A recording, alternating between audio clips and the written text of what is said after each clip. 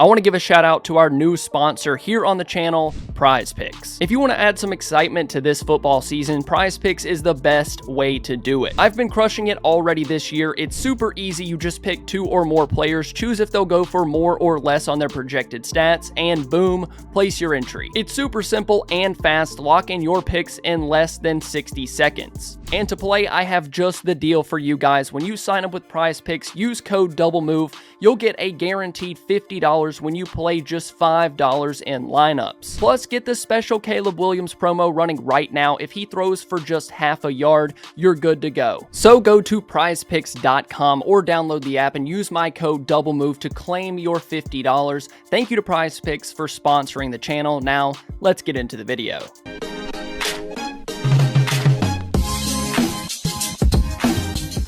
I'm not gonna lie, going into this game after what happened in week 2 against the Saints, it made me nervous. The Baltimore Ravens are known for punching you in the mouth, gritty football, being able to run the ball, especially with Derrick Henry now in the backfield and Lamar Jackson. So it had me nervous knowing that the Cowboys' run defense was absolute garbage last week. And it was something that I talked about in my keys to victory for the Cowboys. There were 5 things that I felt like Dallas had to do if they wanted to beat this 0-2 Baltimore team, which is obviously better than an 0-2 team. So let's go over those 5 and see which ones the Cowboys did and didn't do. And a little spoiler, they didn't do a lot more than they did, if that makes sense. My first key to the game was stop the run. And do we even need to discuss this? Is this a conversation that I have to have with you guys? Derrick Henry ran for 151 yards on 25 carries. Lamar Jackson ran for another 87 yards. And we'll talk about Lamar a little bit later in this video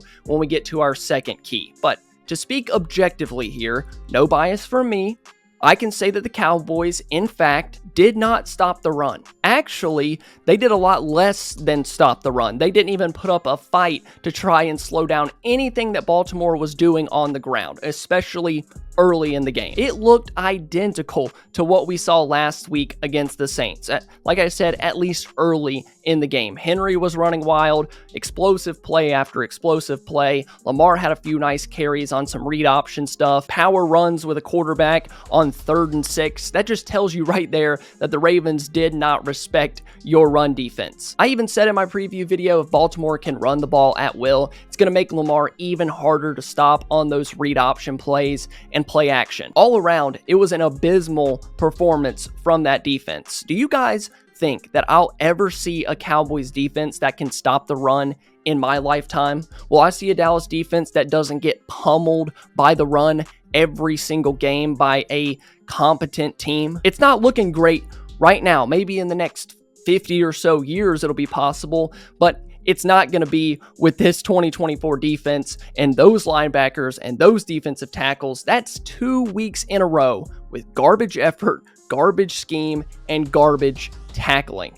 And I'm afraid that's what this unit is at this point. Maybe there's a chance that the Cowboys front office goes out and gets a legitimate defensive tackle, an NFL player that can clog up the middle and stop the run. The bargain bin shopping at the defensive tackle position has gotten them absolutely killed so far through 3 weeks. And at this point, going out and getting somebody feels like the only legitimate solution. But right now, that entire unit isn't good enough. My second key of the game was contain and pressure Lamar Jackson. Lamar was 12 of 15 passing, had 130 plus passer rating, and was sacked 0 times while rushing for nearly 100 yards by himself. To me, that doesn't sound like a quarterback that was pressured or contained at all. And I'm not going to say that Lamar absolutely torched this secondary, because a lot of the Cowboys' mishaps came from not being able to tackle. That Kalen Carson missed tackle that Nelson Aguilar, I'm pretty sure, went for like 60 yards. Lamar didn't have a ton of air yards on his passes. It was just piss poor tackling, not being able to get guys on the ground. And yes, there were certain points to where guys were running so wide open that there's no way Lamar missed him. I'm pretty sure I heard on the broadcast, I know at least into the third quarter, that Lamar did not have a single tight window throw in this game. He might have had one towards the end when he threw it to Zay Flowers in front of Trayvon Diggs. That might have been his only tight window throw of the game. And that tells me that's a scheme issue. Lamar wasn't contained or pressured really at all in this game. He was just sitting back, making throws, making his reads, handing the ball off to Derrick Henry. The Cowboys made it way too easy on him. Key number 3, find some running back production. Well, guys, I hate to break it to you, we're 0 for 3. I mean, the run game had 51 yards on the day. Take away Dak's scramble, and they had 44 yards. Rico averaged 4 yards per carry. Zeke averaged 2. Deuce Vaughn averaged 2.5. I mean, coming into the game, I didn't expect the Cowboys to run the ball that well. I thought there were more opportunities for this offense to take advantage of a pretty poor Ravens secondary. And that one actually turned out to be kind of true, at least late in the fourth quarter. Everything good that the Cowboys did was after the third quarter. But I also guess it's hard to run the ball when you're immediately down 14-3 and you know that your defense can't stop a JV team from running to the edge. So for the running game, the Cowboys didn't find any type of production, and Mike McCarthy continues to kill this offense with 1st and 10, 2nd and 8, 2nd and 10 runs that just makes this passing game pick up so much of his slack. His play calling sequences are something that you would have seen work in the 1990s. It's awful. The whole run scheme needs a complete overhaul. Key number 4 in this game, better red zone play from both the offense and defense. For the Cowboys offense, getting to the red zone was more so the issue and not as much scoring when they got there. They were 3 of 4 in the red zone today, which I would consider really good. But still, for the offense, they should have been 4 for 4, and it wasn't a great day because their first red zone trip was a CeeDee Lamb fumble that costed them potentially 7 points and at least 3 points, which would have had the game tied at the end in hindsight. As for the defense and their red zone play, do we really need to talk about it? I mean, I'm already exhausted talking about this group because of how horrible they've been all around, and somehow the red zone stats make it even worse. They gave up 3 touchdowns on 3 red zone trips. I mean, you can at least try to force a field goal. That'd be awesome. And then key number 5, better wide receiver play. And when I talked about this one, I was right about guys needing to step up, but